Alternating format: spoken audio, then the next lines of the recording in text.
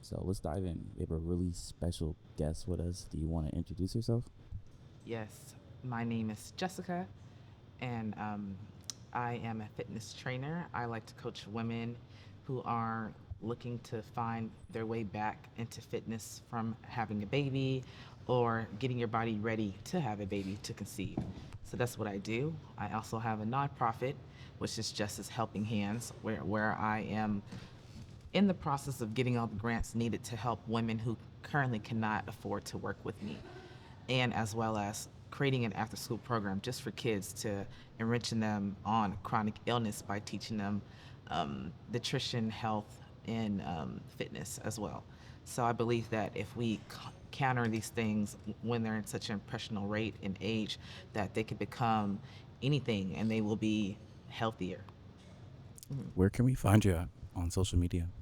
You can find me at BabieJag, BabieJag. So, thank you. Tell us a little bit more about what you do. So a little bit more about like things I like to do, or Or like you said, you're a fitness coach, right? so I'm a fitness coach. I also am a strong advocate in this community. Like I have a lot of connections with the youth. A lot of them look up to me as a mentor. So a lot of times I could be in the area and someone can just recognize me from content or by association. And these kids usually like to ask me questions about my scholarship because I ran track in college. So a lot of the kids are looking at me as a leader. They're also looking to connect, and if they have a problem, I'm really good at sourcing and helping them find someone, connecting with someone that might be able to help them. That's really cool. I love that. Thank you. Okay, real quick. You can look at the camera, but usually you're looking at me. Okay, And it's wasn't like a sure. conversation, right? And Yeah. like if they're saying something like hella specific to the viewers, like, yo, go. Yeah. Okay, wasn't sure. Okay. Yeah. It looks a little bit more. It looks like, yeah, it looks like hella natural. When you're like, looking at Okay. me like that. Okay. Okay. Um, that's really cool that you're really involved in the community and stuff. That's really what we like to interview people, like people who are like really involved in the community. Yeah. Let me restate that. I can like I be cutting this shit up. I know. That's really cool that you're involved in the community. That's the type of people that we like to interview. You know, so Thank you. what drives your interest in like women's health, like studying chronic illnesses, and like even like mental health? Yeah, so my undergrad's in psychology, and when I went to school in Mississippi, I came back. I worked as a teacher. I was teaching like special ed. I also was coaching high school track. I had a baby during COVID, and that was did not go any way I thought it was going to go. I had severe complications during pregnancy, during my birth, after pregnancy. Um, it was very dark time for me. I just remember myself being very physical, very active, and then after having my child and being all the surgeries I had to have after that, had a hard time getting back to myself and getting physical again, and I had to really rehab myself and teach myself again based off everything I've known, using what I've learned from my Olympic coaches, from my track coaches, from the community of people who's helped me throughout my life and my career, to reform myself and get myself back active. And in that process, I started to record myself, and I don't know why. It's one day I just remember just at the gym, like I just posted my workout, and then boom, 100 something likes, and I was like, oh, okay. And everyone's like, yeah, you got it, da da da. And then I just start posting myself like a lot more, like for accountability and just to show more people like what they can do, to strengthen their core, to um, lower their BMI, to get more physical, to help their knee pains and stuff like that. It just became a thing for me. How do you get over like posting on social media like that kind of personal content? I know a lot of people kind of struggle like just even posting. Like it's like really the big overthinking. It's like an emotional it's an emotional process, to post like some people they post and then like they'll turn off their notifications so like they don't think about it. You know, some people do like some really crazy things. You know, just to kind of like get over like the emotions of posting. So what are some techniques that you like have developed over time? I just feel like as long as you're doing it for yourself and you're not doing it to please other people, I don't think, That part. it should not bother you what someone don't like. Sometimes people say, "Oh, my video flopped." I'm like, "Well, think about it. If there's 20 people in my face saying, 'Yes, girl, I like you,' like that's gonna make you feel Yeah. good, regardless if it's Yeah. one person or 20 people." So I just feel like as long as you're doing it for you, and there's a reason why you're doing it, and there's some kind of strategy as to what you're looking for into why you're doing it. Like Hmm. for me, initially in the beginning, I was just posting, like I said, for accountability and just to show people my growth, my results. And then my content completely changed after that. I think that's some of the most popular content is like people watching like personal growth journeys. You Yes. know, like I think that's really inspirational. I think inspirational content in general is some like Mhm. the most popular content. You know, if you even think about like the Bible, that's an inspirational like book. You know, so I think a lot of people look towards content, whether if it's books, Instagram reels, movies, music for like inspiration in different parts of their life. You know, so Yeah. So I think when people or people in the past have called me inspirational, I used to just be like, whatever. But now that I've been through school and I've really actually come back and give back and stay in my community. I really do believe that. I think it took me some time to believe what I was hearing, to now that I'm in a bigger position than what I am and I'm doing more than I have been doing. I actually really do believe those things. Like maybe that's what it's already been and have been, but to just embrace it. Sometimes it can feel like the imposter syndrome, but then it's like no, I'm actually doing the work. People actually do recognize me. People actually do know me in my community as a resourceful person that is into health and wellness. So I've earned it. I feel like you've earned it. You've earned it. So yeah. so you were one of the 30 under 30 Hmm. for the Sacramento Observer 2025. If you don't know what that is, the Sacramento Observer is an all black newspaper since the 1960s, I believe. And this year they did a 30 like black entrepreneurs like under 30 who are like making a change in the community. And luckily Tsunamii was one of them. Woo! But For real.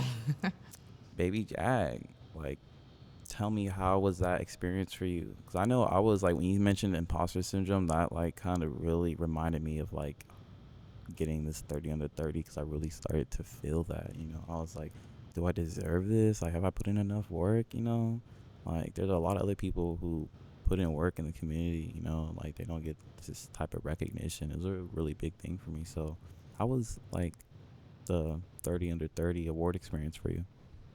So I feel like we may feel that way because we're the first to do it. Like I'm first generation to graduate college. I'm the first generation to have a How master's old are you, degree. real quick?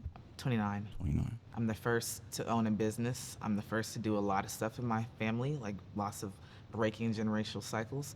So it's just so new to us that it can feel like some of them, like how the older men were speaking about being first and how like there's going to be a lot of obstacles, but it's about how you um, maneuver around those obstacles and not give up and continue your legacy. The legacy is going to be there, like I mentioned. Um, they see it, they know it, and at the end of the day, it's like I feel like it was a very emotional experience from the 30 on 30 under 30 event because there was just a lot of emotions there, and I felt like it was very hard for me to not cry. I was like, okay, no one else is crying, so I'm not going to. So, but it was it's very empowering because I went to a HBCU and I'm used to black people coming together all the time, but I've noticed like in Sacramento, we only really do that when there's a big event.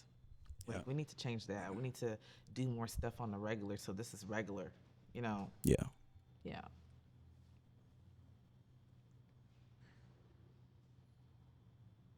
How was it being in the newspaper? Was that your first time being in the newspaper? Actually, no. I've been in the newspaper or on the news for music. If you don't know, I'm an artist. That's Um, amazing. I've been in the newspaper. I think we're in high school for Valley Health Tech Academy. It's a academy that turns high schoolers into community health workers. And I've also been in the news for track. So those are the things I've been in the news for. Yeah. Track star. Yeah. That's One, cool. back in the day. Are there any personal experiences that inspired your work? My work. Like everything that you do, like any personal experiences that really drive you to do something, you Well, know? I mean, I think the biggest thing that drove me into working for myself was just the limitations my co-parenting situation was putting me in. I was trying to put my baby in daycare. The other party wasn't for all that stuff, and it was making it hard for me. So I had to really learn how to make my own money. Because prior to her, I was working a crisis line, and imagine working a crisis line with a newborn baby screaming. Like it's not ideal. So there's a lot of things I had to consider, like how can I stay at home and still be a mom and still see every moment of my baby grow up. So I had to really consider those things. And then when I started posting my fitness journey, and people started to come to me because I was already a track coach, positioning to a fitness coach, like it all kind of just lined up for me. That's great. That's Hmm. great. Who are some of your personal inspirations? Ooh, I want to say Allison Felix is my personal inspiration. A lot of our stories line up a lot. She's an Olympian. If you don't know who Allison Felix is, um, I've looked up to her literally almost my whole life. I used to have posters of her all over my room because she was phenomenal. 19-year-old woman making the Olympics, running sprints and stuff, doing all the events I loved and enjoyed. Every single time I've met her, it was a very positive experience. She's just a great, phenomenal woman. She's a phenomenal entrepreneur and mother as well. She's just amazing. So I look up to her. I want to partner with her. I want to work with her. Like she has her own shoe brand now. Like, what? BabieJag work with Jess LLC versus her shoe brand and stuff. Like, I can see all those things that we can collab and do stuff together. Like, she does a lot of community things for women as well, just like me.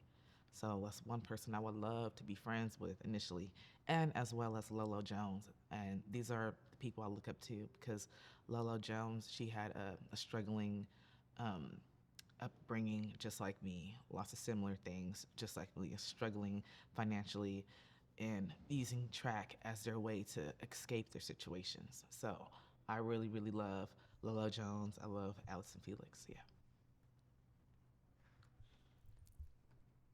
How has music or art influenced your journey? Well, the thing with music is I was never allowed to really indulge in that. Like I was in the band in elementary, and then like middle school, high school, like I wasn't really given those opportunities to. But I always knew I was a great poet. I can write really well. Like if I've saved and I still have a lots of stuff I did in high school and even college. And then like, being a growner woman, having my own finances, being able to actually put some of these words to actually music, like finding people to collab with and make music with, like I was able to really um, do something different with my how I really feel on the inside and really express myself.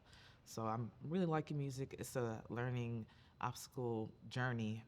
It's just all about being around the right people, having the right people around you, and as an independent artist, the struggle is promoting, um, finding something relatable, and the whole money aspect to music. You have to have money to make music. You have to have money to promote your stuff. You have to have an image, you know what I mean? So it's just a lot that comes with music. I'm still learning. I'm still very new. I only have like 3 singles out. So literally brand spanking new to the game. But I'm been When did you fortunate. drop your first single? Yeah. You said what? When did you drop your first single? Um, I dropped my first single right before Kamala Harris was running, and that song is called Black Girl Power, which I had a great opportunity to perform it at the Martin Luther King Walk this year. Um, I will be in my EP that I'm going to be dropping. I will be revising some of the lyrics because we all know she didn't win, but the story of the song is just being proud of who you are, and just loving your community and uplifting one another.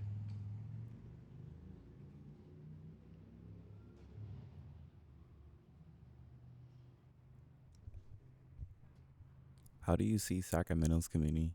supporting better health and networking?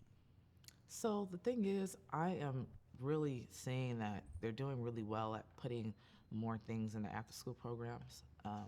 I still think there could be some more changes to get people to really want to be involved, like the parents consenting and all these different things, and doing more events that is making it more interesting to them. Because I think a lot of kids, they rather just stroll on their phone instead of go run outside or go play tag or something. Like these kids are not really doing that anymore. So it's like all about making it more fun, um, providing resources, but as well teaching people where these resources are. I am noticing more doctors are like, even when you're going to your doctor's appointment, they're giving you more resources at the end of those appointments, like doing the things that matter, talking at a level where people understand you, and caring and not being a robot.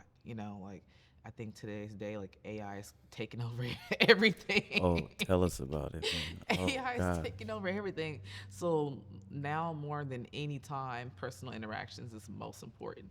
So I just feel like breaking that barrier and letting people know they are here, letting people know that if you need a mentor, there is that person. You just got to know where to find and look in your community. There's always going to be people trying to help other people. So I do feel like there's just more resources today than it has been in the past. 10:13. We're doing pretty good. I'm pretty good. Um, what time do you want to like wrap this up at? It can just keep going like 11. Okay. Okay. Um, what role do friends and social circles play in well-being? So that's a really good question because when I look at my social circle, I feel like we're all so different. Everyone has something different to bring to the plate. I really feel like within those roles, only really my family um, really influences me in all the daily life things I do. And my friends, they just give me encouragement. Like they're the support and the encouragement, and like, hey, like for instance, like you're saying, music. TikTok's a thing. So my friends making a dance for my song. That makes me feel great. Like this person believes in me. So those are the things I really value. Some things you can talk to friends about, and friends will understand, and then some things you talk to family about and family won't understand. So I just feel like they're separate, and I think just being around the right people is important. There always going to be someone who doesn't like you but likes being associated with you, and I've been going through that in the last year.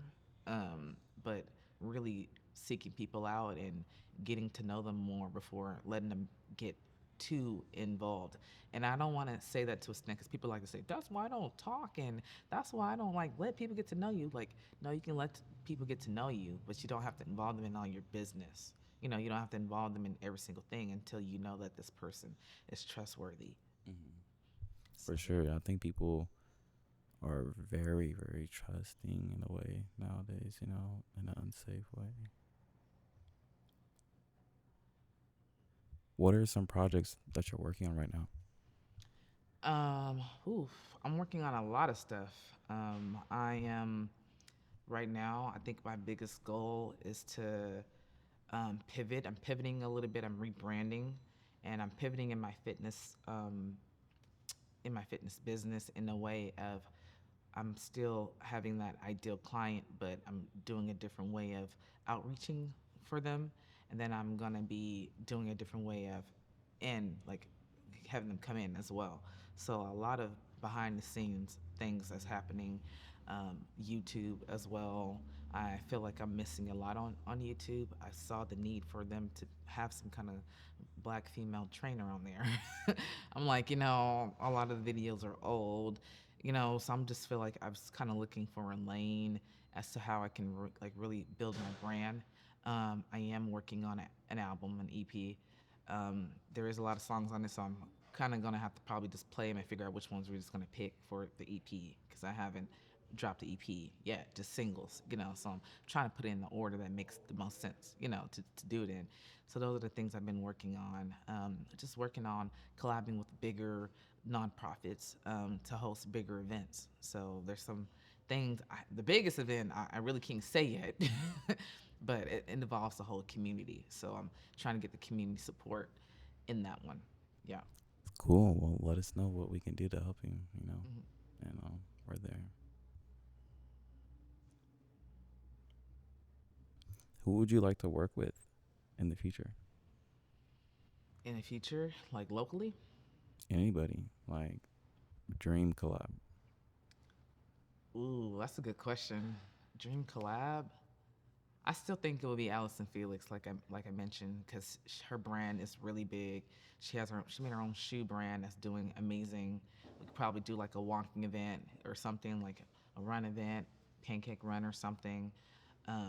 She's been here in Sacramento like last year when she came to the Oak Park Center over there and did a speech and stuff with I think Kevin Johnson and all of them. It was amazing. So I would like to collab with her. I like her. She's not too far away. She lives in LA. But if I had to pick someone locally in Sacramento, I still think that's hard. I just feel like 'cause there's so many different programs for women and children, so maybe Child Action. Child Action would be great because I mean that's a program to help um, families get free aid and stuff like that. So I would like to like do a free event for them. I would love my dream collab as well would be to, for all the Black women trainers to come together on my birthday and do a very big um, live workout. You know what I mean? Everyone has their own lane. There's like at least 3 to 4 girls I can name, and we should all come together and have an event and make it all about women empowerment. It would be amazing, you know, because we're always so divided in competition. What I'm an online trainer. Some people do group training, some people do individual training. What if we all came together and did a big event? You know what I mean? So that's bringing awareness to all of us, not just one individual person. Like again with the whole competition and all that stuff. Like we if we work together, more comes from that than separately never building connections or collabing together. Definitely, definitely. Where do you see yourself in 5 years? I really want to be the Sarah Jakes of health and wellness. So I would love to be going places, booking places out, and having panel discussions and inspiring people to reclaim their life back. Because a lot of times they're like, "Oh, I'm this, so I can't ever be this," or like it's just a mindset, mental thing going on.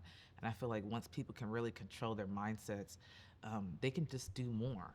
So that's what I would see myself. I see myself doing very big health fairs, going to doing more events, going places as guest speakers. Mm-hmm.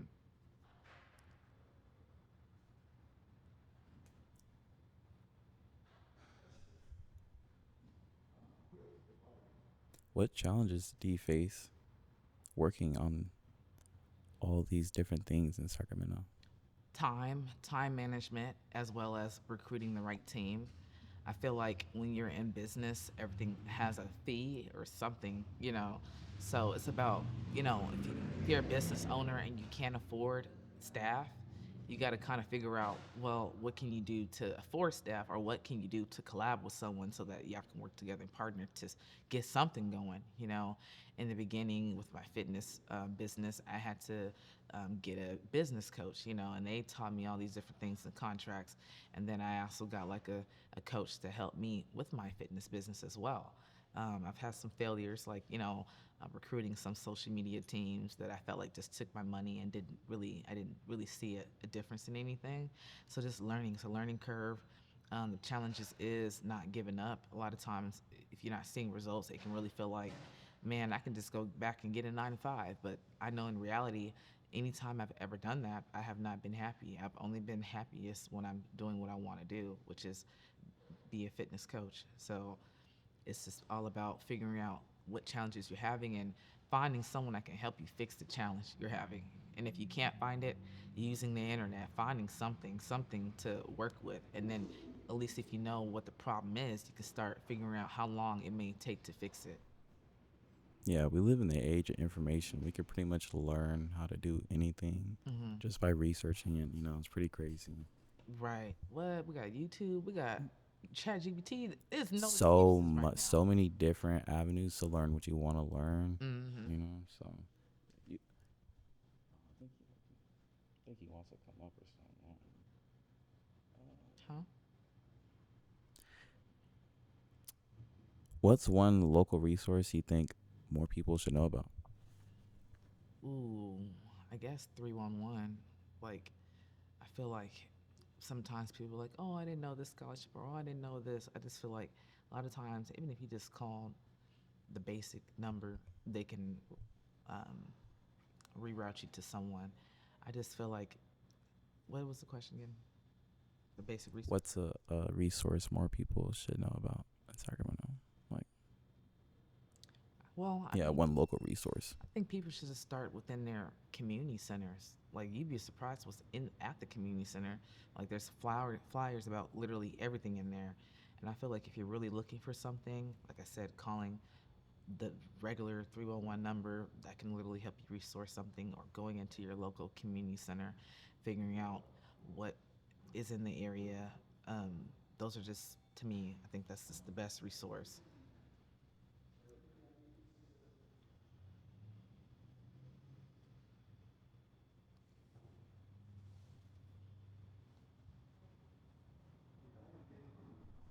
If you could, if you could create one new program or event for the community, what would it be? Well, it's the yearly big health fair that I want to do. There's always the state fair. Where's the health fair? They do foodies, they do everything under the sun. And, I would love to do like a very big health fair. They used to do one over 10 years ago, but they stopped doing them, KCRA. So I would love to work with KCRA to bring them back at the Cal Expo. Very big health and wellness fair. So expo. So that's what I would like to do. Like use all the rides, bring all the healthier food trucks, and um, do events. Like make it all art, like the art areas. Make it all inspired by health and wellness. Maybe sports themed, whatever you want to do, just to bring light to, mental health.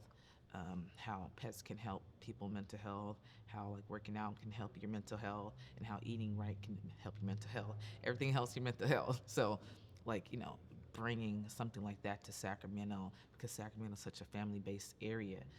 Making a family-based feeling, which is very easy to do. Like every expo you've seen at Cal Expo is feels family. So doing something that big, but about health and wellness, inviting all the local teams, every sport there. Everyone should be recognized. So things like that. For sure, definitely. I would love to see that. Like, I've never been to a health It's gonna fair. I think happen. that's before my time, Loki. It's gonna happen. But I'm definitely down. Let's see it. It's gonna take a lot of people, but it's gonna happen. Hit up KCRA. They're super involved in the community. I think they would work with you. So Hmm. if y'all are listening right now, y'all know what to do. Hit her up. Yeah. What keeps you motivated when things get difficult? When things get difficult, I just myself. I feel like it's very hard to demotivate me because, like I said, this is all I have. I'm not going back to working on 9 to 5, so that's really all the motivation I need to hear. Really, Hmm. not doing it. It's not for me. What advice would you give for achieving better health or managing chronic illness? I just would say going to see your doctor, getting your test ran every 6 months, doing your checkups every 6 months, because you never know. For instance, like one time I went, I had nodules in my breast, so like I probably would have took another 6 months if I didn't go every 6 months like I usually go. Or if it don't have to take 6 months, if you have something going on and you feel like this has been persistent, then reaching out and figuring out what it can be. I've had multiple times doctors not willing and wanting to give me blood tests and stuff like that, but literally advocating for yourself is like the biggest thing you can do, because if you're not advocating for yourself, who's going to advocate for you? They're not going to really want to hear it unless you are trying to be heard and you're going to keep talking. So you're going to be heard. Yeah, But other than that, you have to advocate for yourself. And the best way to take care of your health is drinking water, getting more sleep, and staying active. And if you're having any kind of chronic pain or something going on, literally calling that number and seeing your doctor.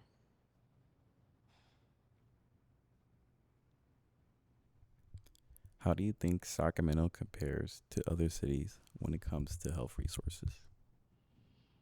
Ooh, health resources. That's kind of like I feel kind of a little conflicted because, I am Sacramento proud, but I would say I have seen other places like LA.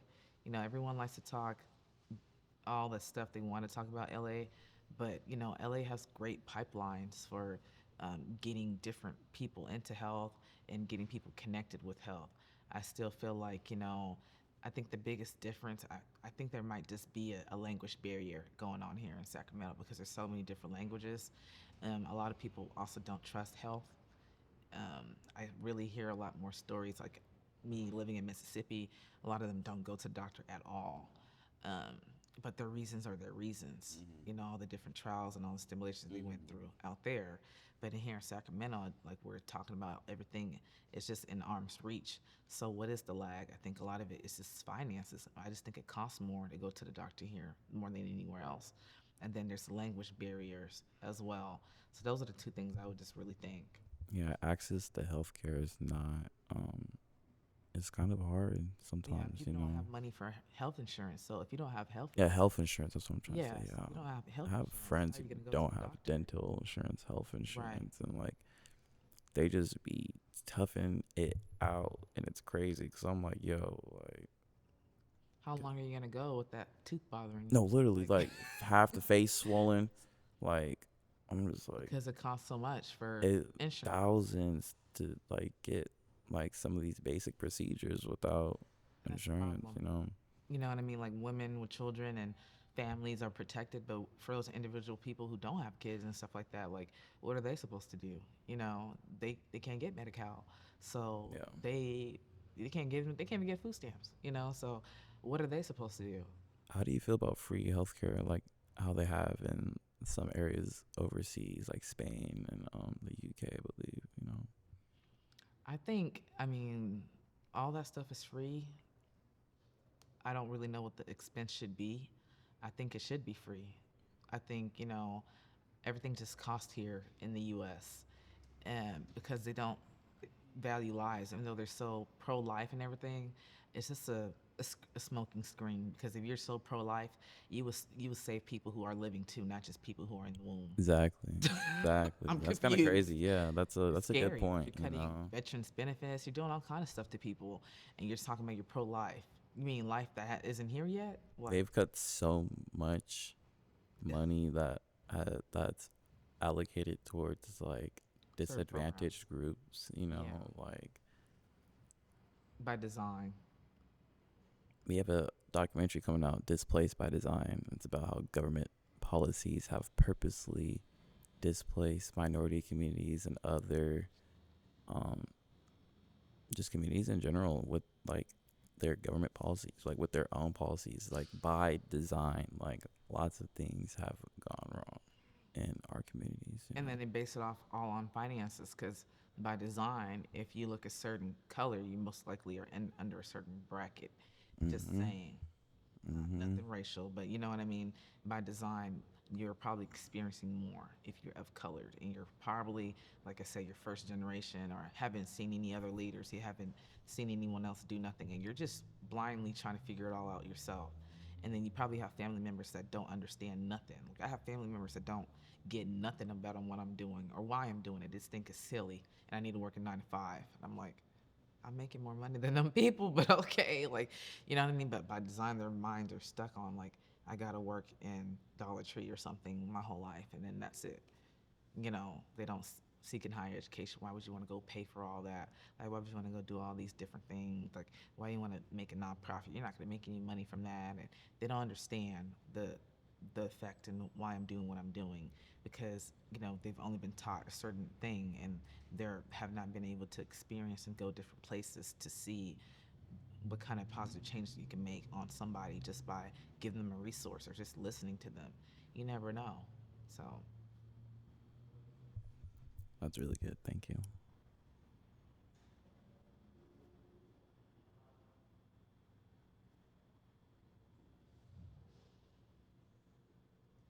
What's a personal habit or routine that helps you stay balanced? well, just time management. I feel like if I get done with all my tasks by 1 o'clock, cool. I don't push it overboard. I feel like if I tell myself this is the cutoff time for all times I'm working, I put my phone on don't disturb, and then at this time that undisturbed is coming off, so I need to have all my stuff done. So like, just making sure that I get all my stuff done is what helps me. Like, I know for sure if I get this stuff done today, I can breathe tomorrow or I can breathe this evening. I don't have to go to sleep worrying about nothing.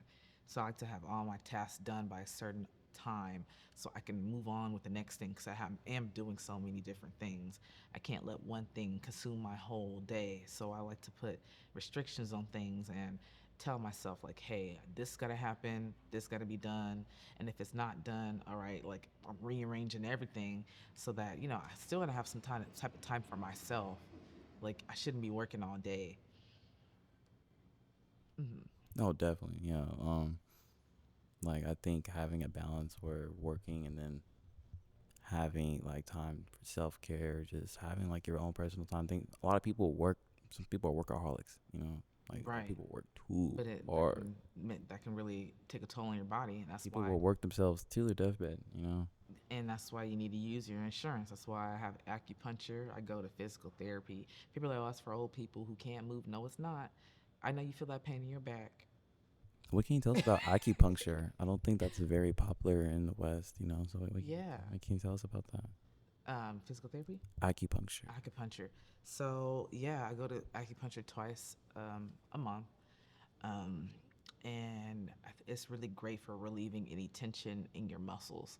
So I just lay there. She probably put the stem on there, the stimulation, which is like sending electrodes through my body. It really does help and it does work.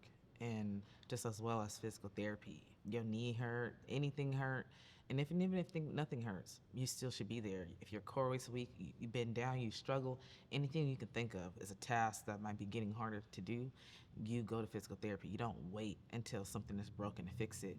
That's the whole purpose. Like people use the physical therapy as a, oh, you're injured, now you go there. No, that's sports medicine. Physical therapy is like completely different. Like, so there's just so many different avenues, and acupuncture is just a great way. It's really not that expensive. If you can locally get it done for $60, or if you have Medi-Cal, it's completely free. You just got to go use your resources and go to the doctor and get all these things done so you can literally use your free resources. So yeah, like I'm seeing sports med doctor, and that's just making sure I can move and agility, all these things, because I'm lifting, I'm training, I'm still running on my free time with my friends, still training. So I'm doing a lot of stuff. I just want to make sure my body is healthy enough to maintain all the things I'm doing. So I stay proactive on my health. I don't wait until I pull my hamstring or I can't touch my toes no more. Like I'm actively always doing something to maintain my body and just to feel better about myself, because if you're not keeping up with yourself, what are we doing? Like we're not doing Exactly. nothing. Exactly.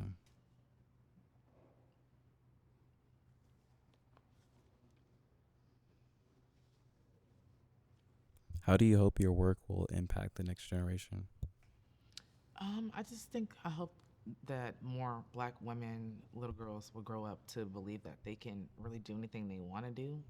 I just feel like a lot of times our parents and stuff like that can dictate and scare us from doing what we really want to do. I hope that my journey can show someone like you don't have to take the traditional route on every single thing. Like I have a master's in community medicine. I could be working in a hospital, or I could be working in a clinic, or I could be working for someone else, but I'm still using that degree to reverse chronic illnesses by physical health and by being a coach. So I'm still doing the same thing that my degree's in, and everything I'm doing in my nonprofit in my business does complement my degree I do have. So like still using that degree and using what you have and working with people who have higher licenses to collab with you. So like just teaching people that you can literally go do your own business. You don't have to work under somebody if that's not what you want to do. So yeah. Exactly. Thank you. What's a piece of advice for anybody that's looking to follow in your footsteps? Ooh. Well, a piece of advice, I guess, it's just staying confident. I feel like society would like try to tear you down. I don't know if you ever seen my first major viral video. It had 10 million views on it, and that almost made me not want to post anymore, because more than 20,000 comments were negative about how I looked, my image. You know what I mean? So confidence, having confidence regardless of whatever is going on. Like they turn a positive video into something negative. So like anyone can do that. Anyone, your best friend can say something negative to you and that might scare you away. Like I used to have friends when I started to realize they were putting negative thoughts in my head about some of the things I'm doing. I realized, okay, A, this person don't support me. B, you know, A, they don't just support me. B, they have a problem with me. Or C, they don't want to see me excel. I gotta remove that person. I gotta get away from that person. So being able to identify, who is playing a role in your confidence and make sure those people are uplifting you and support you. So if you don't have confidence, you don't have a mission, it's kind of hard to have anything, really. Exactly. I want to thank you for coming on to the podcast today. Really great interview. Thank you. Do you have any last comments, any last piece of advice, any last tips for the viewers? No, not really. I just, want to just keep the grind going, and just remember you can always pivot when things aren't going your way. Maybe this just needs to be another way.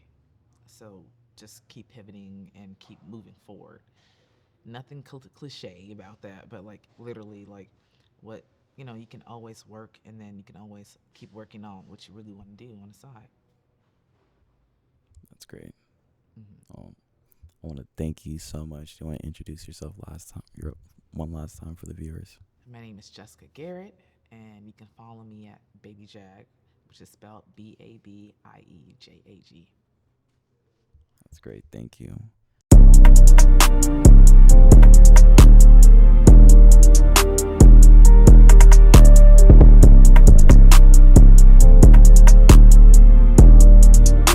Good job, Jabari.